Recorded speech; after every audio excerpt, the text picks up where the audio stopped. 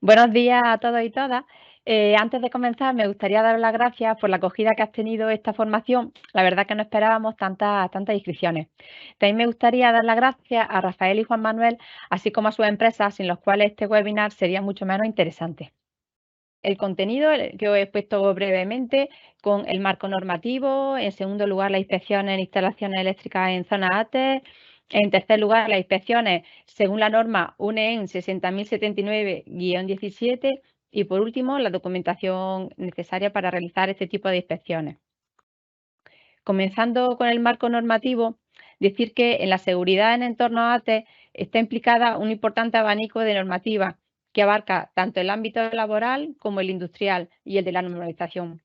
Así, relacionada con la seguridad de equipos de trabajo e instalaciones, podemos encontrar el Real Decreto 144 de 2016, por el que se establecen los requisitos esenciales de seguridad y salud exigibles a los aparatos y sistemas de protección para su uso en atmósferas potencialmente explosivas. Y el Reglamento Electrotécnico de baja tensión, aprobado por el Real Decreto 842 del 2002 y sus instrucciones técnicas complementarias. Relacionada con la protección de las personas trabajadoras, el Real Decreto 1215 de 1997, por el que se establecen las disposiciones mínimas de seguridad y salud para la utilización de los equipos de trabajo. El Real Decreto 681 de 2003 sobre la protección de la salud y seguridad de los trabajadores expuestos a los riesgos derivados de atmósferas explosivas en el lugar de trabajo. Y cuando existan instalaciones eléctricas, el Real Decreto 614 del 2001, por el que se establecen las disposiciones mínimas para la protección de la seguridad y salud de los trabajadores frente al riesgo eléctrico.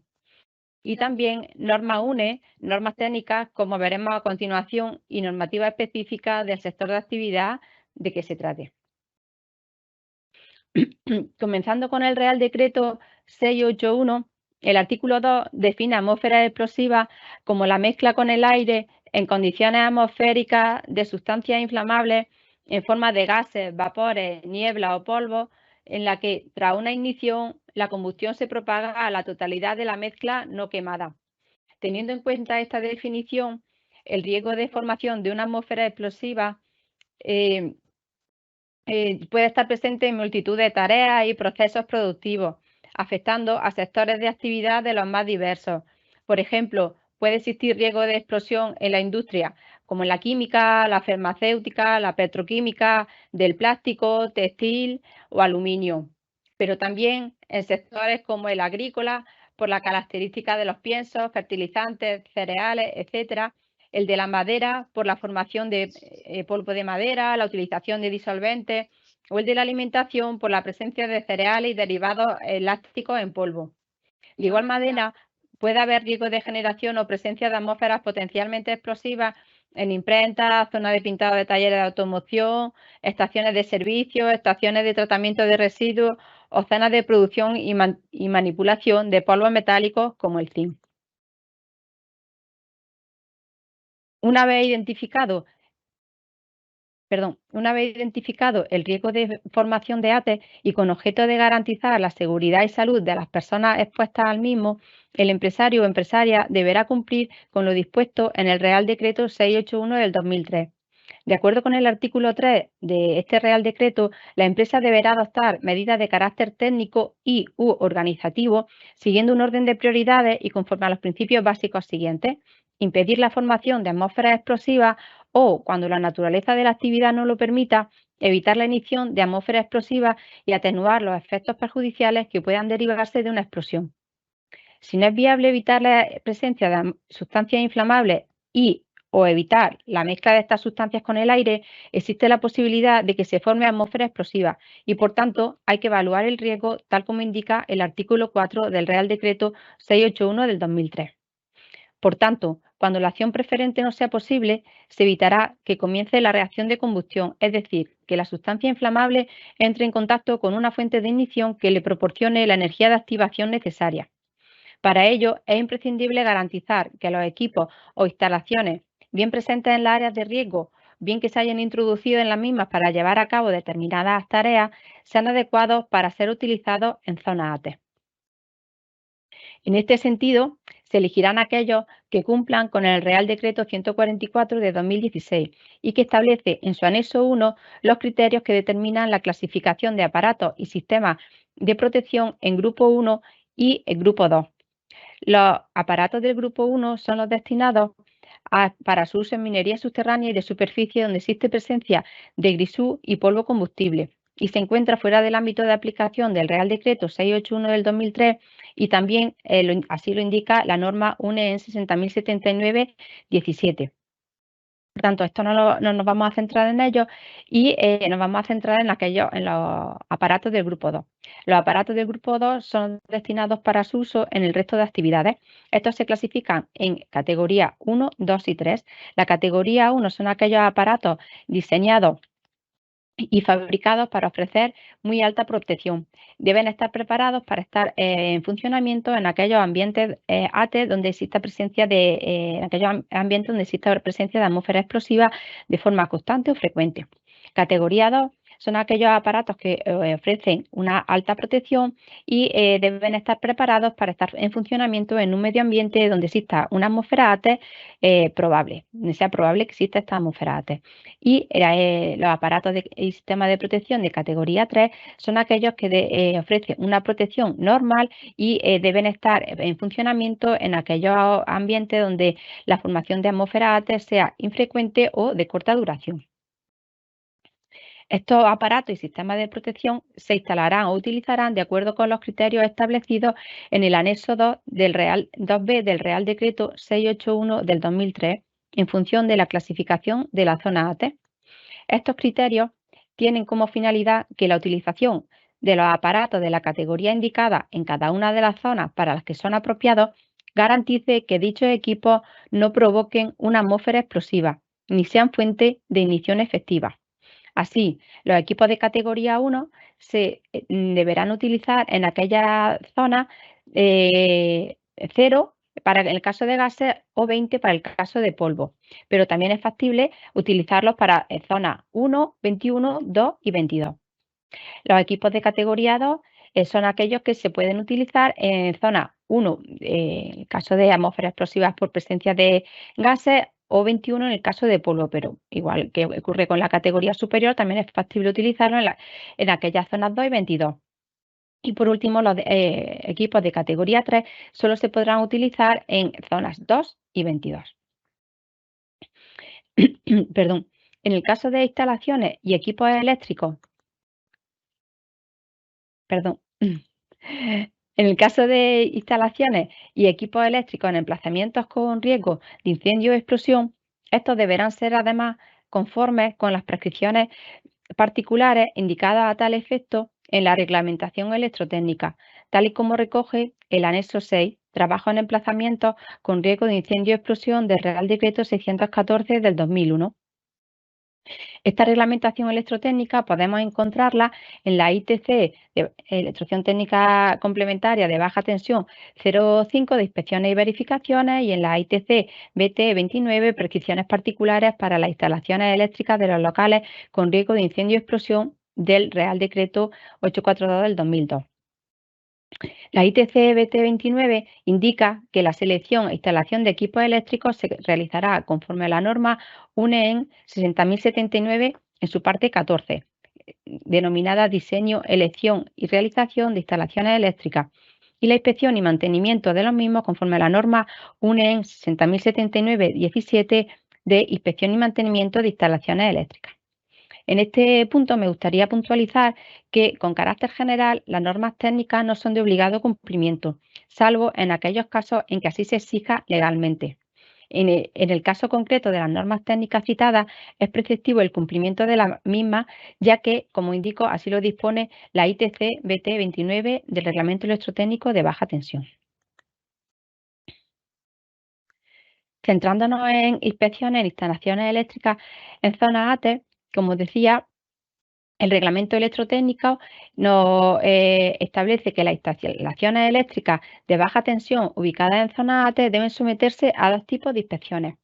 Una primera que podríamos denominar administrativas, que son las establecidas en la ITC BT 05, y unas segundas que podríamos denominarlas internas, dispuestas en la ITC BT 29. A continuación, os expongo brevemente las particularidades de cada tipo.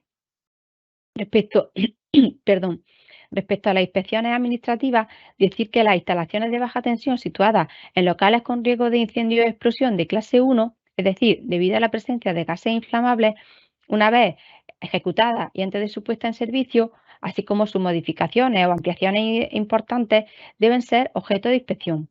Estas deben realizarse al inicio, antes de la puesta en servicio y de forma periódica cada 5 años. Son llevadas a cabo por las administraciones públicas competentes a través de los organismos competentes de industria de las comunidades autónomas o, lo que suele ser más habitual, a través de organismos de control autorizados por la Administración. El organismo de control debe o la administración competente debe efectuar la inspección de acuerdo con lo establecido en el reglamento electrotécnico y en su caso con lo especificado en la documentación técnica de la instalación, pudiendo tomar como referencia los procedimientos de verificación que veremos en la última parte del webinar, establecido en la norma UNEN 60.079-17.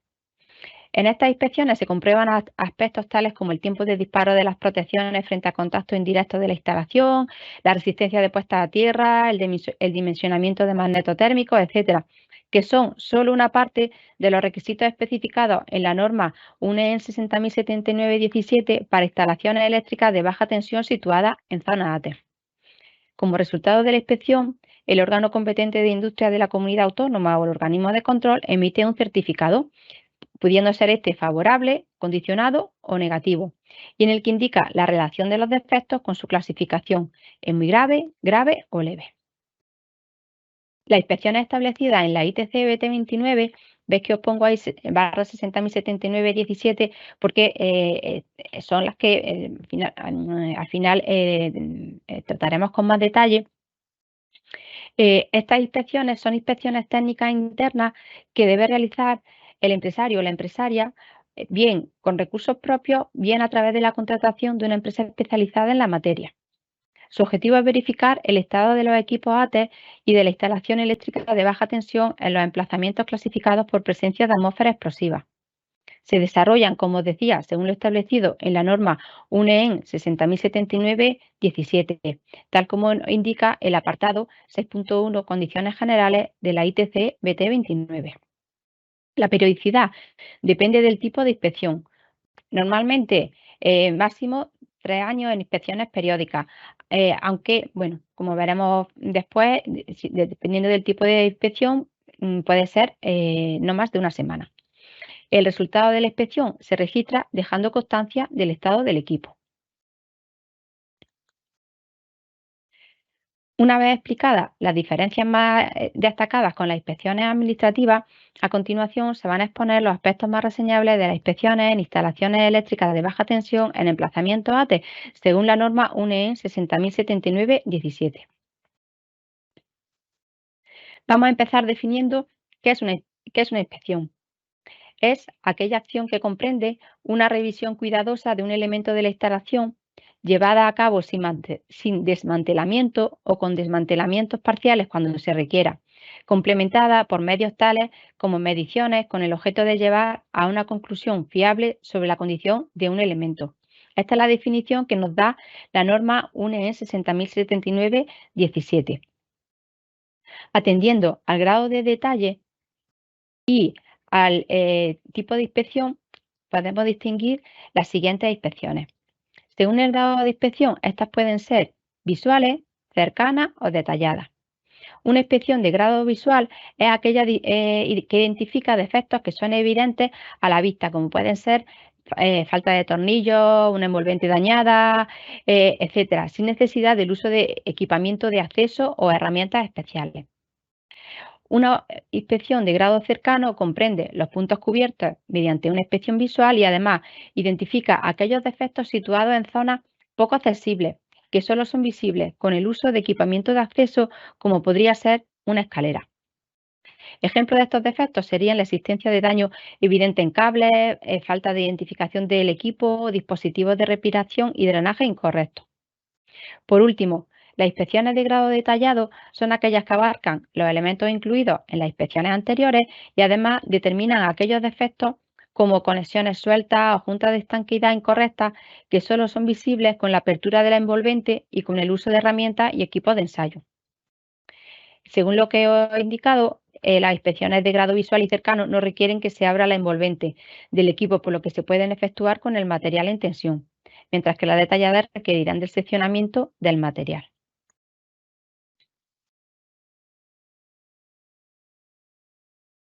Según el tipo de inspección, estas las podemos clasificar en inspección inicial, inspección por muestreo, supervisión continua e inspección periódica. La inspección inicial es aquella requerida por la norma UNE 60079 en su parte 14. Consiste en la inspección de todo el material e instalaciones eléctricas de baja tensión antes de su puesta en servicio, por lo que se realizará al finalizar el montaje de la instalación y antes de su primera utilización. Su fin es comprobar que el modo de protección seleccionado y la instalación son correctas y que se ha ejecutado conforme a la documentación del material. Se llevará a cabo de acuerdo con el programa de verificación de grado detallado para cada uno de los modos de protección, recogidos en la norma UNE 60079 en su parte 17. Esta inspección también es exigida como hemos visto anteriormente, por la ITC BT 29, aunque en este caso no nos vamos a centrar en ella. La inspección por muestreo consiste en la inspección de una parte representativa del material e instalaciones. Puede ser de grado visual, cercano o detallado y se debe utilizar para comprobar los efectos de las condiciones ambientales, la posible existencia de vibraciones, etcétera, sobre el material e instalación.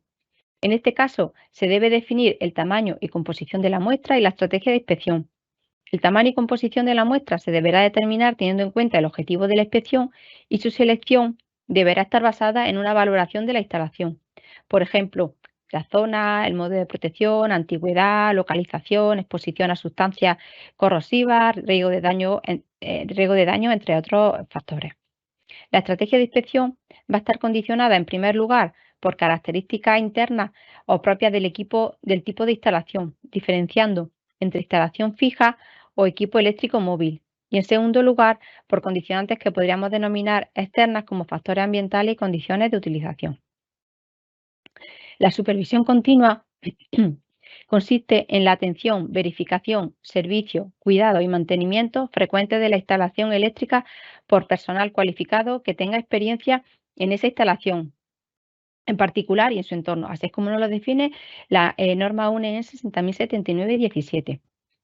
Y por último, la inspección periódica es una inspección sistemática en la que se examina todo el material e instalaciones eléctricas. Esta se debe realizar siguiendo los programas de inspección en grado visual cercano detallado de la norma UNE 60079-17.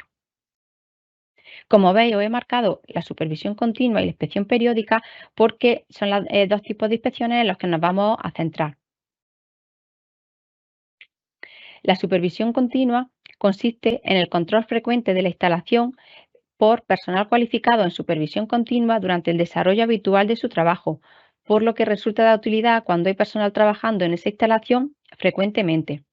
El objetivo fundamental es la detección precoz de los fallos que pueden ocurrir, dando lugar a la correspondiente reparación con el fin de mantener en un estado satisfactorio las características de protección contra explosiones de la instalación. La actividad de supervisión continua incluye la inspección visual cercana y además de inspecciones por muestreo y la inspección inicial que también comentábamos. Esta inspección visual y cercana se llevan a cabo siguiendo los programas de verificación de la norma UNE 60079-17. El personal que realiza dicha supervisión puede pertenecer a cualquier área funcional de la empresa, no siendo imprescindible que pertenezca, por ejemplo, al servicio de mantenimiento, sino que puede realizar tareas de montaje, modificaciones, inspecciones, trabajos de limpieza, operaciones de control, etc. Sin embargo, sí es muy importante que cuente con el grado de cualificación y experiencia, tal como explicará Rafael a continuación. La frecuencia de este tipo de inspecciones no está determinada, sino que debe establecerse en función de los factores ambientales que pueden afectar al deterioro del equipo, el uso que se le dé al mismo y la experiencia que se tenga sobre ese tipo de instalación. Así pues, en aquellas situaciones en las que se detecte un cambio en el ambiente, por ejemplo, un ambiente más corrosivo o mayor acumulación de polvo, se debería aumentar la frecuencia de inspección. La norma UNES 60079-17 considera que una instalación que no se controla semanalmente no debería incluirse dentro del concepto de supervisión continua, por lo que aquellos equipos e instalaciones que se inspeccionan con una frecuencia superior a una semana se debe incluir entre las instalaciones a controlar en las inspecciones periódicas. La inspección periódica consiste en una revisión sistemática del material o de la instalación. Es el enfoque más utilizado para asegurar que una instalación eléctrica situada en un emplazamiento peligroso se mantiene en condiciones seguras. Esta se realiza siguiendo los requisitos de los programas de inspección que contiene la norma UNE 60079-17 para cada uno de los modos de protección. Estos programas de inspección también se conoce, también lo denomina la norma tablas de inspección. Los puntos de inspección de cada uno de los programas detallan elementos clave a revisar, pero puede ser necesario modificar estos programas añadiendo otros elementos de inspección según instrucciones del fabricante o requisitos específicos de la instalación. Para realizarla, la empresa debe contar con personal cualificado o bien puede contratar los servicios de la empresa que cuente con personal especializado en la materia. Igualmente, os hablará este personal cualificado, deberá tener una formación específica de la que también os comentará ahora Rafael. Respecto a la periodicidad y el grado de inspección, dependen del tipo de instalación, por lo que es preciso distinguir entre las que se realizan en instalaciones fijas o instalaciones móviles.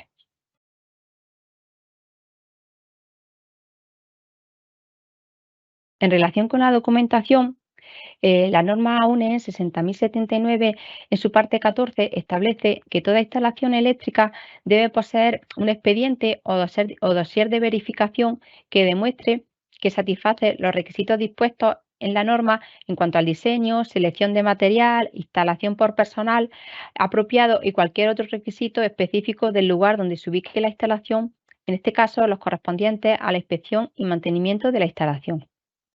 En relación con la inspección y con el mantenimiento, en su caso, el dossier de verificación debe incluir lo siguiente: la clasificación del emplazamiento y, en su caso, el nivel de protección. Si veis la norma lo denomina EPL por sus siglas en inglés. En el caso de gases, los requisitos del grupo de material, 2A, 2B, 2C y la clase de temperatura. Para polvos combustibles, los requisitos del grupo de material igualmente, 3A, 3B o 3C y la temperatura superficial máxima. Las características del material, como puedan ser modo de protección, grado IP, resistencia a la corrosión, etcétera. Y en los registros que verifiquen que el material se mantiene de acuerdo con su modo de protección. Así también los registros de inspecciones anteriores, incluida la inspección inicial. Cuando se opte por el tipo de inspección supervisión continua, la norma exige que el dossier de verificación incluya una información que verifique la efectividad del enfoque de supervisión continua y un historial de los mantenimientos realizados y las razones para llevar a cabo tales mantenimientos.